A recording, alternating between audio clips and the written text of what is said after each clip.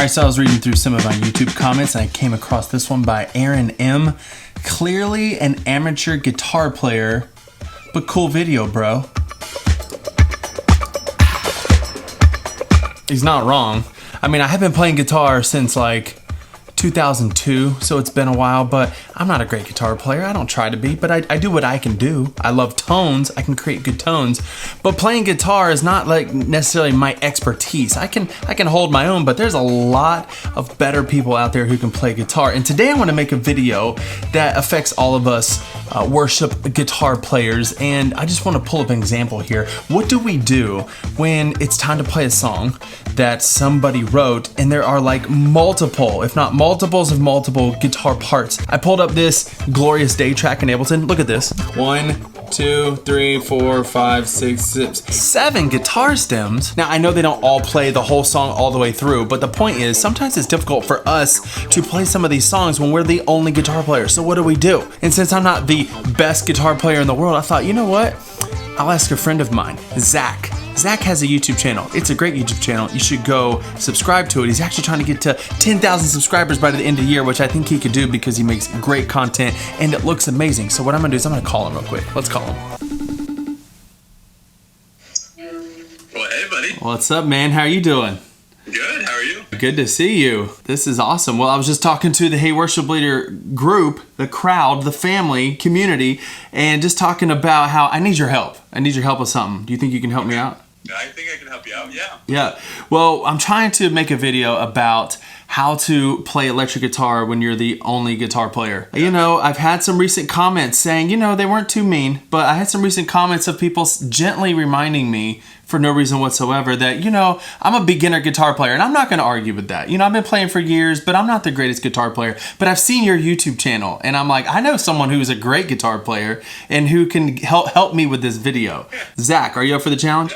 Yeah, let's do it. What I want you to do is just give us some tips. Tell us what to do if we're the only guitar player, knowing that, you know, a lot of these songs are recorded with multiple guitars, but you're the only one on stage this coming weekend. What would you do? I'm gonna hand it to you. You send me a video and we'll go from there. Sounds good, buddy. Hey everybody, my name is Zach. Thank you so much for watching this video. I am super stoked about working with Jimmy on this topic. And over the last 13 to 14 years, within a worship context, I've typically been the sole guitarist on stage. And that's opened me up to learn a lot about how to better fill that space and complement a song when you are the only guitarist. Effectively, how to merge rhythm and lead guitar parts into one cohesive piece. So with all of that said, I'm gonna go ahead and I'm gonna dive into a few different points, and be sure, comment down below if I missed anything or if there's anything else you use as well that has helped you along the way. Let's go ahead and let's get started.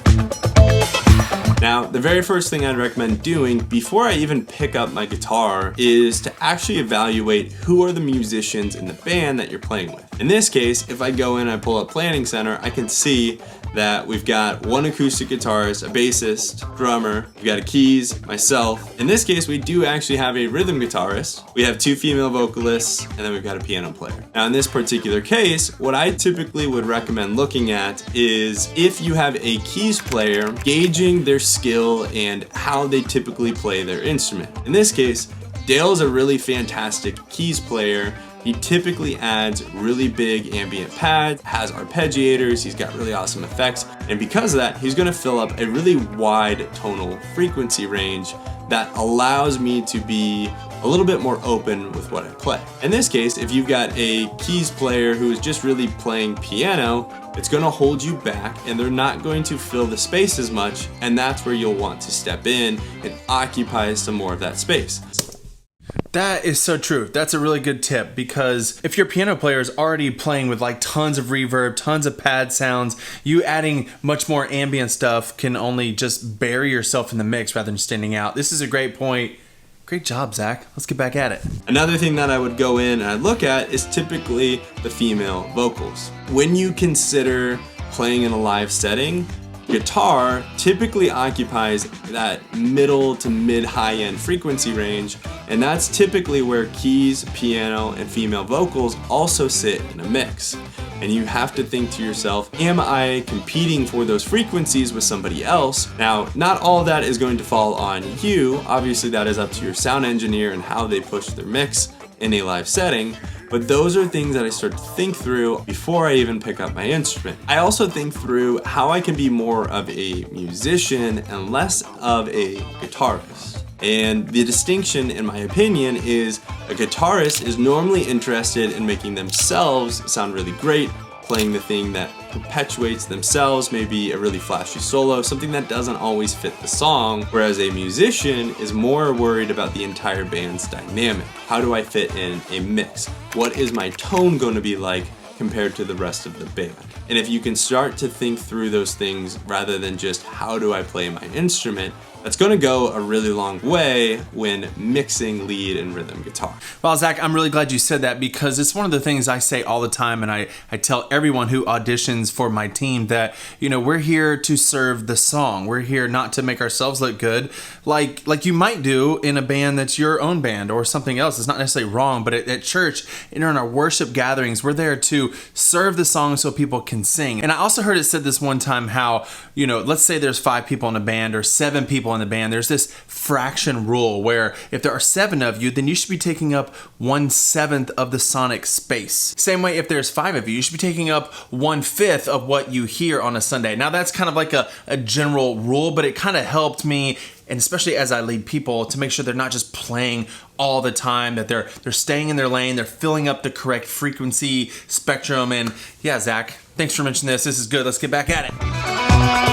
Now that we've gone in and we've thought through all of the outside variables to me playing guitar, I want to start to talk through different chord voicings, how I think about different guitar parts, tone, pickup selection, and more when playing as a sole guitarist in a worship context. My very first recommendation is to be mindful of where you play on the neck, depending on how you want to drive the song dynamically. In this case, what I mean by that is for lower parts of the song, I'm going to hold back on typically the 5th to 1st fret.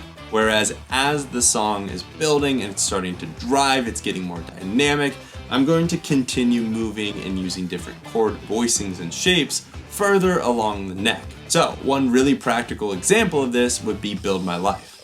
That very first chorus, I'm going to hold back on these first 4 frets.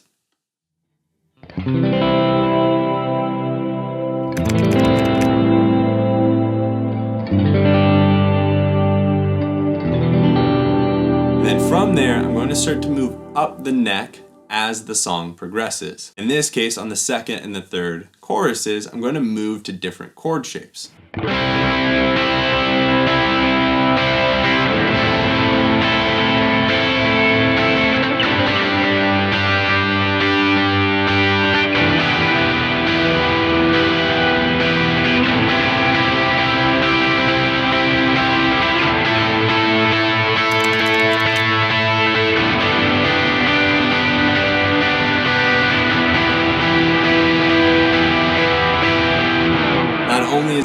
The song with my picking pattern, but it's also starting to drive the song with how I'm moving up the neck. Another really practical example is the bridge. And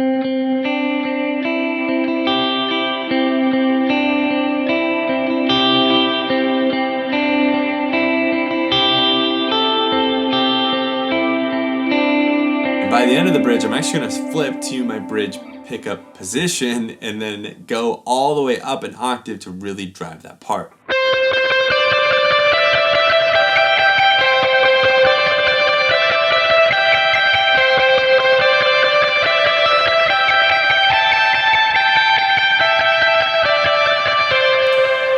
Now, this next tip is one of my favorites, and honestly, I use it all the time when I'm playing guitar. And it's pretty straightforward. It's this idea of palm muting or using a dotted eighth delay during the verses. In this case, I think of All Hail King Jesus or House of the Lord, where I've used this pretty prominently.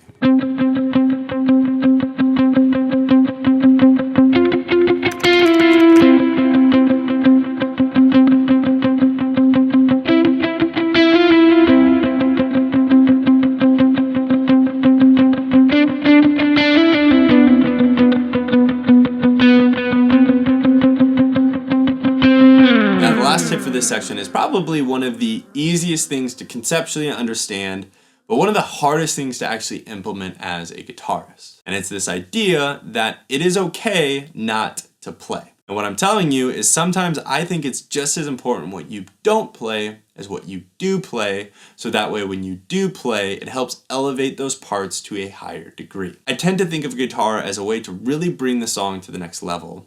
And typically, I think if guitar is done right, it's one of those things that when it's gone, you realize something is missing, but when it's there, it is the glue that helps to bring the rest of the song together. And that's where I get back to my original message of trying to think more as a musician and less as a guitarist. Think about how you can contribute to the song, and sometimes your best way of contributing is to just pull back and to not play. Now this last section, I want to break down just a few more tips. I hope you guys are finding this helpful. I have used this for years and it really works, and I feel like this is a really great way to bring all parts of the song together. Again, comment down below if you feel like I missed anything, because there's a lot that I'm trying to pack into this quick lesson. Now, this next piece that I recommend doing is to try and follow the lead line of the song. When you're looking for a guitar part, especially when the song is really big and it's driving, I recommend defaulting to following the lead line. In this case, if I think about a song like Promises by Maverick City, when it drops down and you have that really fantastic bridge, I start to follow the melody of the vocalist and build with that throughout the song.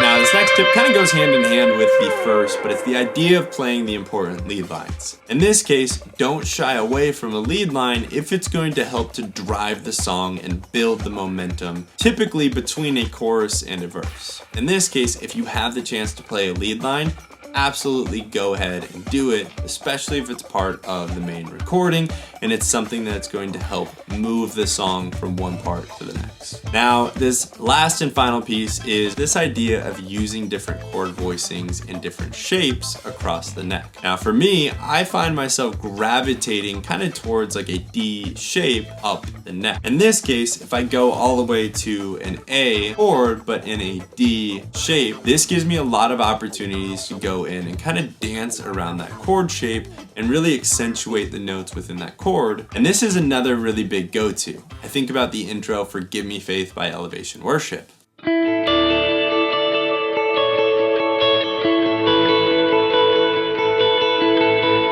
It's that idea of dancing around a chord shape. And if you're struggling to figure out what to play, especially in a chorus or a verse, defaulting to something dancing around that chord shape works really well.